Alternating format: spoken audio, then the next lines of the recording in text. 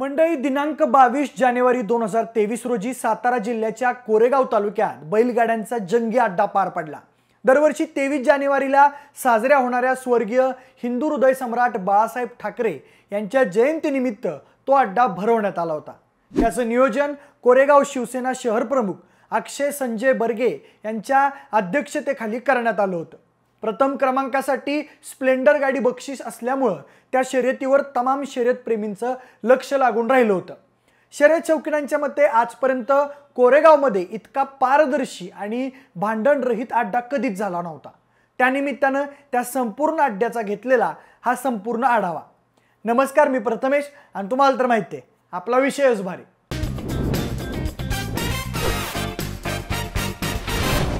मंडळी, कोरेगाव शहराच्या MIDC एरियात हे बैलगाडा शर्यतीचं भव्य दिव्य मैदान भरवण्यात आलं होतं। ही शर्यत मुख्य करून आदत आणि दुसऱ्या वयाच्या बैलांसाठी होती। त्यासाठी महाराष्ट्रातून तब्बल 550 बैलगाडा मालकांनी आपला सहभाग नोंदवला होता। प्रसिद्ध बैलगाडा शर्यत समालोचक सुनील मोरे आणि बाळासाहेब सावंत यांनी शर्यतीचं सदाबहार समालोचन केलं। धनवडे बापू यांनीही नेहमीप्रमाणे झेंडे पंचाची भूमिका एकदम चोख बजावली। प्रसिद्ध बैलगाडा चालक आणि शर्यत चौकीन मनोज घाडगेवाडी यांच्या मते अक्षय बर्गे यांनी आयोजित केलेला हा अड्डा कोरेगावच्या इतिहासातला आजवरचा सर्वात पारदर्शी अड्डा होता। कुणासोबत कसलाही अन्याय झाल्याची तक्रार नाही की कुणाचा आयोजन कमिटीवर कसला आक्षेप नाही। गटाच्या पहिल्या फेऱ्यापासून ते फायनलच्या बक्षीस वाटपापर्यंत कोणत्याही तक्रारी विना हा एवढ्या मोठ्या क्षमतेचा अड्डा पार पडला। अगदीच त्यांच्या भाषेत सांगायचं झालंच तर अड्डा एक नंबर झाला। कुणाला बॉट ठेवायला बी जागा शिल्लक राहिली नाही। स्वतः अक्षय बर्गे, सागर बर्गे, अमरसिंह बर्गे, रोहन बर्गे, सम्राट बर्गे, विकास बर्गे, प्रणव बर्गे, महेश बर्गे या सर्वांनी मिळून शर्यतीचं परफेक्ट नियोजन केलं होतं। त्याबद्दल जमलेल्या सर्व शर्यतप्रेमींनी कोरेगाव नियोजन कमिटीचं अभिनंदन केल्याचं प्रणव बर्गे यांनी आमच्याशी बोलताना सांगितलं। हजारो शर्यत शौकीनांच्या बरोबरच मठाधिपती नंदगिरी महाराज, राष्ट्रवादीचे नेते शशिकांत शिंदे, शिवसेनेचे नेते सचिन अहिर हे देखील त्या अड्ड्याला उपस्थित होते। आता आपण सुरुवातीपासून त्या अड्ड्याचा रिपोर्ट कार्ड पाहूयात।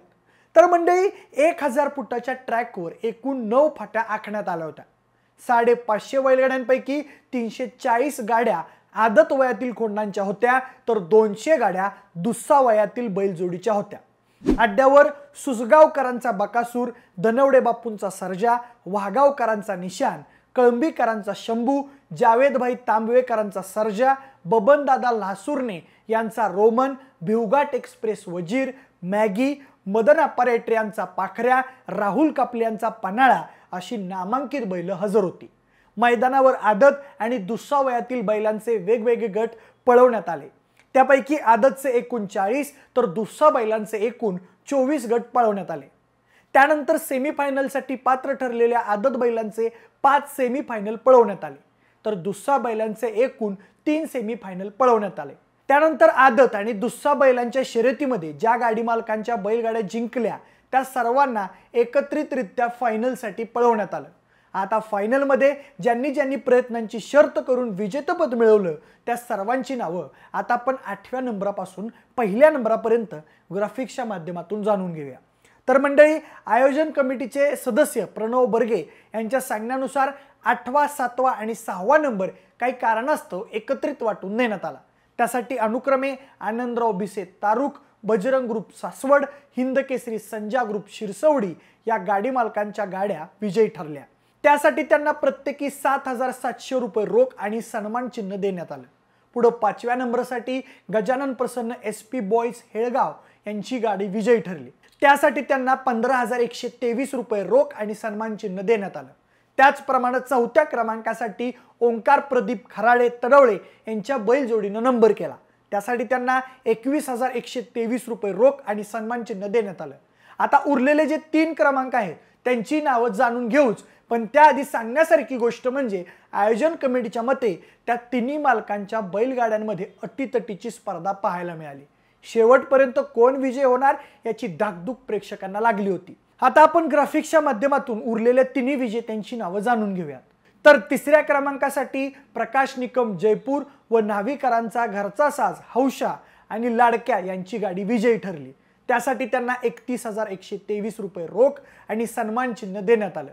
पुढे दुसऱ्या क्रमांकासाठी जीवनआप्पा देडगे नांदेड व बबनदादा लासूरने यांचा रोमन आणि कोडोलीच्या राहुल कापले यांचा पन्हाळा या बैल जोडीनं प्रयत्नांची शिकस्त केली.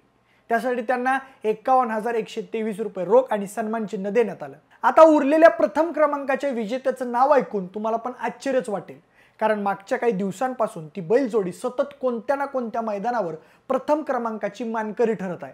पण कोरेगाव सारख्या रफ अँड टफ मैदानावर त्यांनी मिळवलेलं यश खरंच कौतुकास्पद आहे. तर प्रथम क्रमांकाची मानकरी आहे मोहिल धुमाळ यांचा बकासूर आणि जावेदभाई तांबवे यांचा सर्जा या बैलांची जोडी. त्यासाठी गाडी मालकांना प्रथम क्रमांकाचं बक्षीस म्हणून स्प्लेंडर गाडी आणि त्यासोबतच सन्मान चिन्ह बहाल करण्यात आलं. तर एकूण अशा प्रकारे कोरेगावचं भव्य दिव्य शर्यतीचं मैदान पार पडलं. त्यामध्ये ज्यांनी ज्यांनी विजयी गुलाल आपल्या अंगावर घेतला त्या सर्व विजेत्यांचं आणि संपूर्ण आयोजन कमिटीचे विशेष भारी टीमकडून अभिनंदन. ही संपूर्ण माहिती आमच्यापर्यंत स्वतः आयोजन कमिटीने पोहोचवलेली आहे. तुम्हाला ही माहिती कशी वाटली ते आम्हाला कमेंट करून नक्की सांगा. जर हा व्हिडिओ आवडला असेल तर लाईक आणि शेअर करा.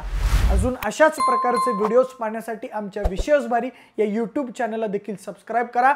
जर हा व्हिडिओ तुम्ही फेसबुक किंवा शेअरचॅटवर बघत असाल तर तिथंही आम्हाला फॉलो करायला अजिबात विसरू नका.